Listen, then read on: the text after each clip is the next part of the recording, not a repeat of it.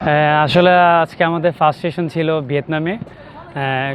Short session ছিল, but খুবই important একটা সেশন ছিল, যেটা আমাদের ভিয়েতনাম ম্যাচের জন্য প্রস্তুত করার জন্য এই সেশনটা খুবই ইম্পর্টেন্ট ছিল। আর ওভারঅল আমাদের এখন বর্তমান একটা লং একটা জার্নি শেষে এখন এক্সট্রিম মশার কয়েল প্ল্যান্ট ফাইবার দিয়ে তৈরি, তাই সহজে ভাঙে না, সুগন্ধিযুক্ত ও নিরবিচ্ছিন্নভাবে জ্বলে। ডেঙ্গু, চিকুনগুনিয়া বাহি সহ যে কোনো মশার বিরুদ্ধে দেয় এক্সট্রিম সুরক্ষা। রিকভারির সাথে সাথে আমরা ভিয়েতনামের সাথে কিভাবে ম্যাচ খেলবো ওই টেকনিক্যাল জিনিসগুলো নিয়ে আমাদের কোচ কাজ করেছে। সো আশা করি আমাদের আরও কয়েকটা সেশন আমরা এখানে পাবো ভিয়েতনাম ম্যাচের আগে। সো হোপফুলি আশা করি আমরা ওদের সাথে আমাদের চেষ্টা করব আমাদের লেভেল বেস্টটা দিয়ে একটা ভালো কিছু করার জন্য, যেটা আমাদের সিঙ্গাপুর ম্যাচের জন্য ভালো কিছু হবে।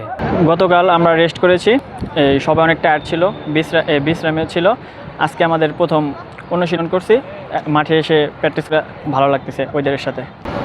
আমরা জার্নি শেষে আজকে আমাদের প্রথম অনুশীলন ছিল।